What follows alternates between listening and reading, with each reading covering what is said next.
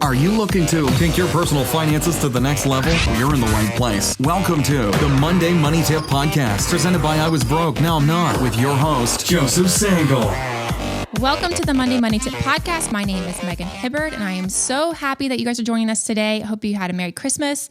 Hope that you are getting ready to have a Happy New Year. And we are so excited to celebrate with you guys as the year comes to a close. So for this episode 234, if you can believe it, we are going to play our most popular episode from the year. So I hope that you enjoy. Make sure if you already listened to it, which you have to stay tuned to figure out what it is, but if you've already listened to it, make sure to keep listening to it again to find out some new tips, maybe that you didn't hear the first time you listened to it. So we hope that you guys enjoy. We hope that you had a Merry Christmas and have a Happy New Year, and we will see you in 2023. Well, welcome to the Monday Money Tip Podcast presented by I Was Broke, Now I'm Not. My name is Joseph Sangle. We are fired up to help you along your money journey to live a fully funded life. Today's episode number is 189. That is the voice of, say your name. Megan Hibbard. Yeah, see, I always say it, so I thought you'd say it. And yes, and you are my fabulous co-host of the podcast, and 189 episodes in. Can you believe it? It's crazy. Can we make it to 200? Yeah. Let's go. And today is a very special day. It is Valentine's Day. Valentine's Day. I hope you've bought something very nice for your husband, and I'm confident that I have bought something very nice for my bride. And so tell everybody what we're going to talk about on this Valentine's Day, a very romantic topic. At least we're not talking about estate planning and you're dying. You're passing the finances off. Remember when we did that episode? Mm-hmm. All right. So the title of this episode is This or That, Save or Pay Off Debt. So we're excited to introduce yet another series we'll be featuring from time to time. It's called This or That. With this series, we'll be addressing familiar quandaries, what a word, commonly encountered along one's financial journey. So today's quandary is save or pay off debt. So should I focus on building up my savings account, or should I use extra money to pay off debt? That's a great question. And I like this series, This or That. I like it. Mm-hmm. And before we dive into that, we are going to go to one of those, it's one of the most expected, anticipated section of the podcast. You know what it is. If you're a regular listener, let's go. Now it's time to get caught up with our current money events. The Monday Money Tip Podcast is sponsored by the Fully Funded Life Membership Program. The Fully Funded Life Membership Program provides all you need to begin winning with money and live a fully funded life. Fully Funded Life includes 4 key components: courses, challenges, coaching, and community. Courses provide financial education. Challenges help you make massive progress in a specific money skill. Coaching is provided by the Fully Funded Life Certified Coaches through open office hours held multiple times each month. All of the courses, challenges, and coaching results in an outstanding community that help equip, motivate, and encourage you to take your next financial steps toward your fully funded life. Fully Funded Life, courses, challenges, coaching, community. All that's missing is you. Learn more and receive a special offer for Monday Money Tip listeners today at fullyfunded.life/MMT. That's www.fullyfunded.life/MMT. Well, today's current money event section. We should have some Kenny G saxophone music playing for Valentine's Day. Well, we're going to talk about, for this current event section, ways to show you love each other financially. Isn't this nice? For Valentine's Day. I remember one of our good friends that I kind of met when I moved to South Carolina, and he was the top student at Anderson College at the time and became the worship leader of our church. But at the time, he was at school, and he had a Valentine's Day thing in his band. He named himself Dr. Love for the thing. It was awesome. So I thought about naming myself that here. So Dr. Love, Joe Sangle, saying ways to show you love each other financially. Number 1, prepare and follow the budget. Isn't that awesome? Very romantic. It's very romantic, but it is. It really is. Because when you prepare and follow the budget the way that we teach you, it really is way more than a budget session. It is a dream funding session. That's what it should be. Maybe people would sign up for budget sessions more often with their spouse if they realized that it was a dream funding session. And so maybe you want to call it that. So prepare and follow the budget. It is a way that you show that you care about each other's plans, hopes, and dreams, the shared ones and the individual ones, to make sure that you fund them. Now, the second one is to use your spending money to buy something for your beloved. Isn't that nice? I used the word beloved today. Nice. So use your spending money. So now watch this. When I say use your spending money, every month in the Sangle household, each of us, Jen Sangle, Joe Sangle, gets spending money allocated to them.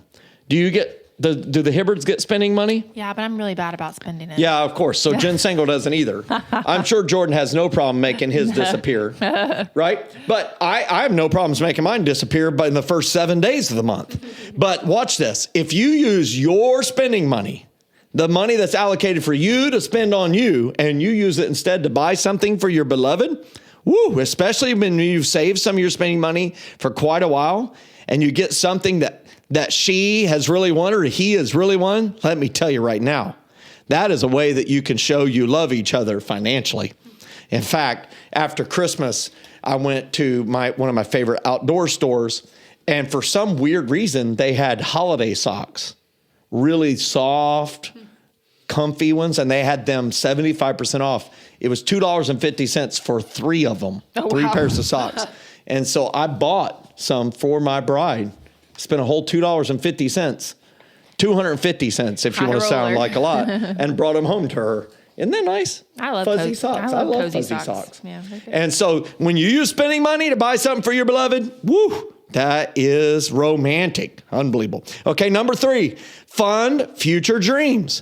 When you fund future dreams like retirement, vacation, some special event like a concert or play or a house project, come on. It is unbelievable, and it is wildly romantic. It just really is. And so I encourage you to do that. That is a great way to show that you love each other financially. The fourth of my 5 that I'm going to share today, in case people are wondering how long I'm going to go on this, number 4 is you can give them cash or a gift card and tell them to go buy something for themselves.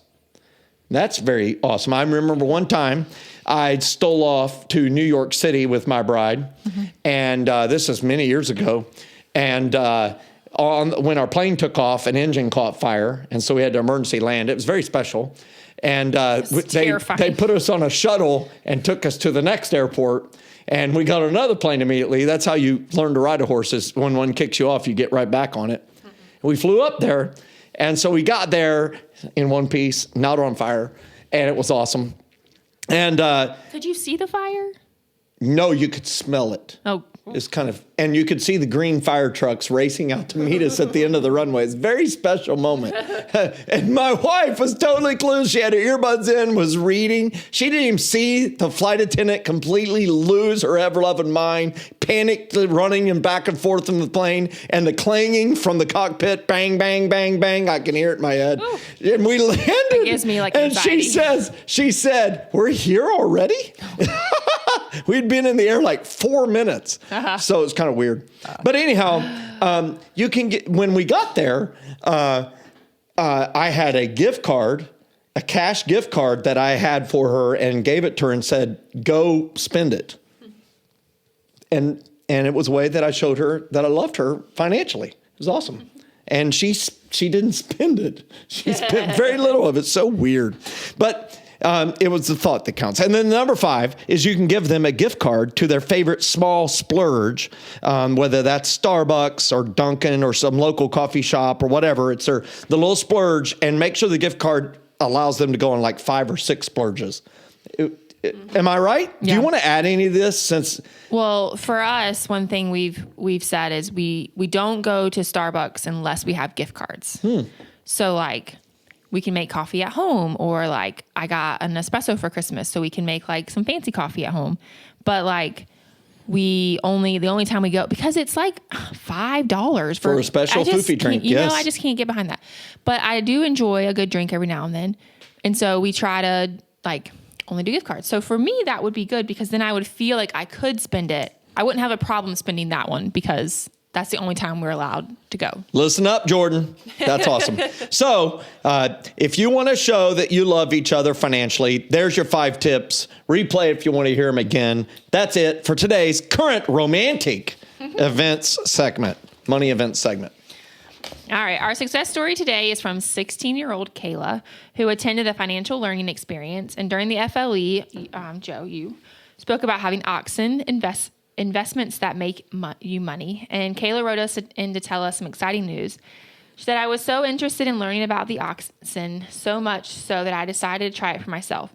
I'm only 16, so I asked my parents what I could do and decided to buy a small heifer. It's funny. My mom said if I take care of it, feed it, and sell it, what is that? Then I may sell the yearlings. Is that like the babies? Yeah, the babies. Okay. The heifer grows up. A heifer, to be clear, just to be very clear, is it a cow? It's a female cow that has not had a baby yet. Okay. So once a heifer has a calf, that is now officially a cow. So why do they call it the yearling and not calf? Because a yearling, they don't know if it's a male or female yet. Yeah. Okay. That's a bull calf. That's a heifer. I needed to get, Okay. There you go. Knowledge there because I was just confused. Each year, keep my earnings. I'm now truly earning money while I sleep. Thank you so much for blessing our church with all of your knowledge. So she literally got an oxen. Literally. Isn't that awesome? And I love this story from Kayla. And I remember this happening. I grew up on a farm and we had some heifers. And we would go to the sale barn. And if you've never been to a livestock auction before, you have not lived. It's just was unbelievable. The smell was colossal and awesome. And my dad would buy these fried tenderloin sandwiches where the tenderloin was double the size of the bun. Oh, and you could slop as much mayo on it as you wanted because you're a kid. It doesn't matter health-wise. And just eat it is just unbelievable. And my brother, the brother number 4 of the 6 in our family, he bought a calf and brought it home and fed it out. That's what you call it, feeding them out. And he sold it, took it back to the auction, sold it. And he came home, and I'll never forget, he had not 1, not 2, but 3 $100 bills. I'm talking this person, my brother, was definitely, Bill Gates, member of the Rockefellers. He was that wealthy. And I was like, my goodness, he didn't do hardly nothing. That thing sat in the pasture all summer and ate, and then he took it back. And so that's what Kayla's doing. And she's literally having an ox be an oxen for her. And I think that's amazing. So way to go, Kayla. You're on your way to building up your own herd and being able to produce great, great wealth long term. And many people build a lot of wealth with cattle. So way to go. Mm-hmm. I am fired up over that. That's probably the best success story I've ever heard on the podcast. That's a good one. And then now we all know about livestock. If you didn't. You listen to this podcast, you never know what you're going to learn about. Livestock, hunting, fishing. You just never know. All right. So our question for today is save or pay off debt. So should you focus on building up my savings account or should I use extra money to pay off debt? Yes, that is today's quandary. It's a this or that. Hey, I have money. Should I save the money or should I use it to pay off debt? And I think we can all agree that both of these are good decisions, saving money or paying off debt. But, really the question is, should I focus on building up my savings account or should I use extra money to pay off debt? And I'm going to answer it and then we'll dive into it. But the answer is it depends on where you're at in your financial journey. That really is the answer. I like to say this all the time is people are looking at their life and they're looking at their money and they realize there's all types of things competing with each other. Mm. Should I save money or should I use the money to pay off debt is one of the competitions. Mm-hmm. Another one is I want to be able to invest for retirement, but I also have my kids that need to go to college. Mm-hmm. Maybe an upcoming episode coming your way in the this or that series. Another one is I want to give money away, but I'm broke right now. What do I do? I need to save it or pay off debt or something else. I need to keep it. So should I give it or keep it? Is a this or that. And this one today we're focusing on, should I focus on building up savings or should I use the extra money to pay off debt? And we say it depends because it really does depend. And as you know, we like to use the Fully Funded Life ladder around here. And so we're going to put it on the screen. If you're watching on YouTube, you can look in the notes and download it. If you've got the copy of the book, I Was Broke, Now I'm Not, you can get it there too. But really, when you look at the ladder, rung 1 is to set goals. Rung 2 is to save money, start with a month's worth of expenses. Rung 3 is invest enough to capture a full company match or $100 a month, whichever is greater. Then rung 4 is pay off your debt, except for your house and business debt if you have it. Rung 5, build that emergency fund from rung 2 to a minimum of 3 months worth of expenses. Rung 6, place 15% of your gross income, that's before taxes or anything's taken out, into tax advantage investments. Rung 7 is pay off your house and business debt if you have it. Rung 8 is to increase that rung 6 investment from 15%, go to 30% into tax advantage investments. And rung 9 is to live a fully funded life, being able to do exactly what you're put on earth to do, regardless of the cost or the income potential. Now I've internalized that ladder. Like I did that. That's not in front of us anywhere. But, I wrote it. So that kind of helps me in the memory of it. But let's look at this. If you are at ground level 0, maybe you may feel like you're below ground level. So, Megan, what should they do? They have extra money. Should they save it or should they pay off debt?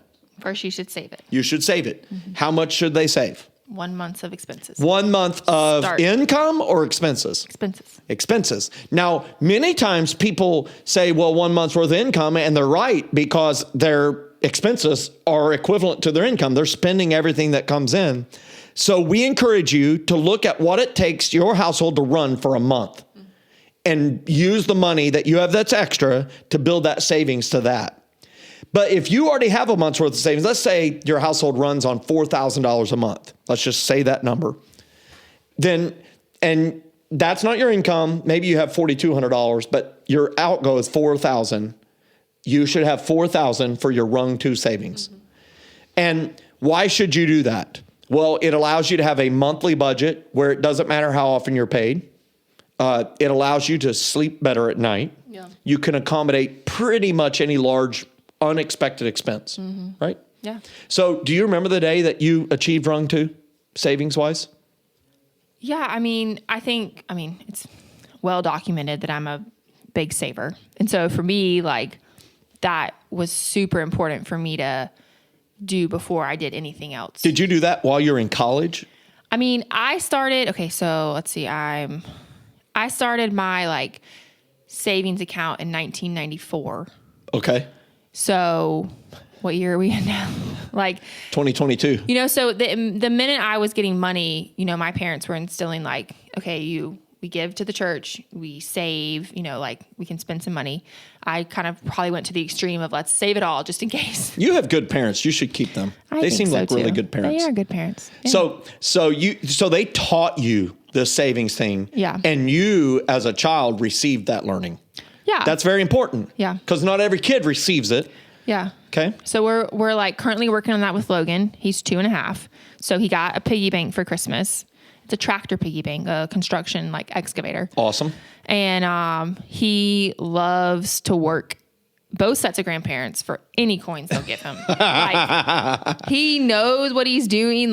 We go to Jordan's. Charm. Yeah, we go to Jordan's parents' house and he knows where his mom keeps the change in her car and in her house and there's just this bin of coins. And so he's like, Gigi, can I have some? And she's like, well, I at least need a quarter to go to Aldi. So you can have everything else, but I at least need a quarter. But we're teaching him to save and, you put it in there and then he's like, but it can open on the bottom. And I'm like, no.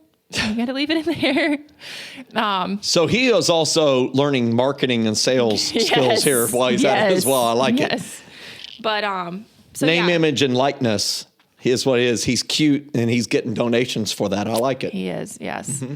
But it's something that was instilled in me and Jordan, and we want to instill in him about saving and giving. And, we talk about how to give other ways and just financially, also financially, but ways that we can partner with other people and give. Can we sponsor a child? Can we help with like Operation Christmas Child. There's other things like that we can do because we're blessed. How can we bless others?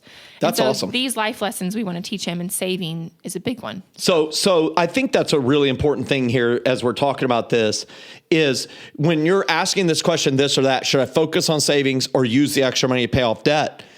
Hey, if you don't have that rung to 1 month's worth of savings, you should not pay anything more than minimum payments on your debt. Yeah. Now, I know someone's about ready to wreck their car because they're like, pay minimum payments on my credit card. And listen, I didn't say forever. I said until you get to rung 4. Yeah. Because there are important financial decisions. And yes, you could go out of order. But what I find is that if you skip the step of saving the money first and having a month's worth of expenses, you'll constantly fall back off the ladder. Because let's look at the scenario. If you choose instead to skip rung 2, you choose to skip the rung 3, which allows you to start to see the power of compound interest through investing, and you miss out on a company match if that's there. And you go straight to rung 4 to pay off debt. And the reason people skip it is debt has this negative energy. They're sick of it. They're embarrassed by it. They're humiliated by it. They're frustrated by it. They want to break up with debt. And so you'll pay every extra dollar to debt. Every extra dollar debt, you're paying extra on the credit card, extra on the car, extra on the student loan, extra on everything. And you have nothing in savings. Well, one thing we know for sure around here is that life's going to happen. And it costs money. And it's going to cost money. And how are you going to pay for it? Because you don't have money for surprise expenses saved up in an unexpected emergency fund, unexpected expense emergency fund. And so what is going to happen? You're going to put it back on credit. Your car tires blow out, wear out, and there you go on the credit card. And people, this is when they say things like, I just can't ever seem to get ahead. It's like 2 steps forward and 3 steps back. And I just say, no, it's just that you have your decisions out of order. And so if you're at rung 4 and you have that 1 month's worth of expenses saved and you've written down your goals, your plans, hopes, and dreams from rung 1, and you're contributing that company and retirement account to get the match, well then, hey, we encourage you to use the debt snowball and pay minimums on everything except for that smallest amount of debt and the smallest balance, and blow it out the park. Just get rid of it. With all extra money, just plow it away. It's called the debt snowball. Now, let's talk to those who are listening who they've advanced, man. Mm-hmm. They're up at rung 6 or at rung 7. Yeah. They're putting 15% to their retirement account, to tax advantage investments, and they're also working on paying off their house. Well, what do you do with the extra money?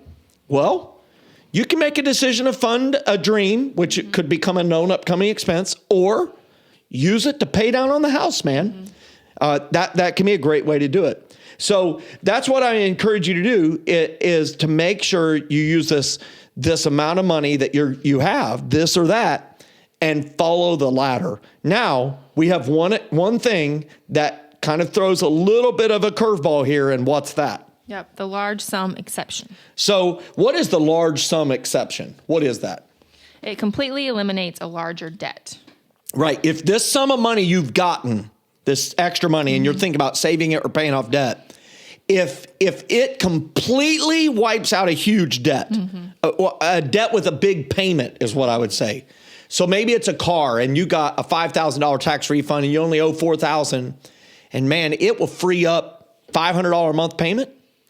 But if you use the same money to pay off 4 credit cards and it freed up $75 a month in payments, well, I would rather pay off the car because it frees up a huge amount of monthly margin, which allows you to quickly come back and clobber. That's another great word, to clobber the credit cards. Yeah. So it's the large sum exception. Another exception in the large sum exception is what? Yep. So fund a big time dream. Right. So if you could fund a big time dream with this extra money, that could be a good use of it.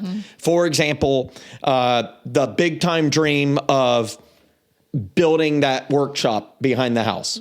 You know, you're going to spend $5,000 and build this nice little wooden workshop. That might buy 2 sticks of lumber right now, but inflation has happened. But it's a large sum exception. It might be that big giant trip that you've wanted to go on, or you wanted to pre-fund an anniversary trip. That can also be an excellent use of the funds. And then there's one other large sum exception. What's that? Yep. So fund an investment that generates additional income. Right. So this is really huge.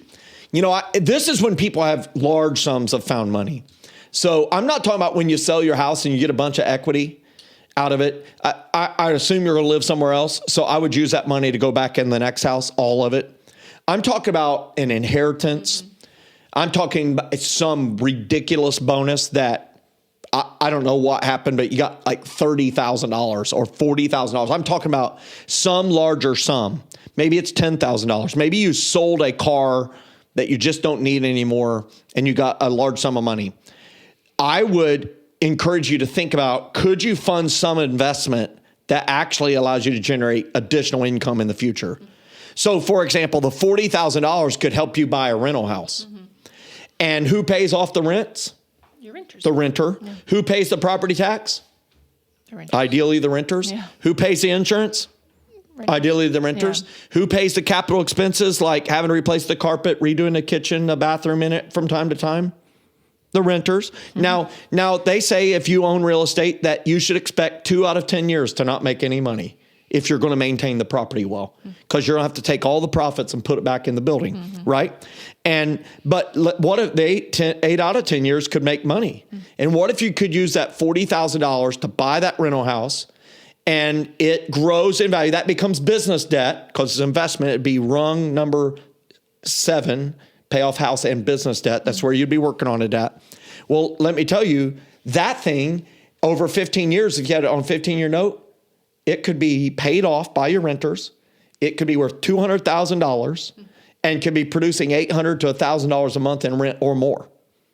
That might go farther than paying off some debt that, I paid it off, but it didn't really free up. It freed up $500 a month. So and it doesn't build equity. So I really encourage you to think about the large sum exception. And that's a great way to end this or that. The save or pay off debt is follow the ladder and pay attention to what we call the large sum exception. Yep. Any last words you'd like to share? I think ultimately, if you've listened to the podcast, most things we say come back to the ladder.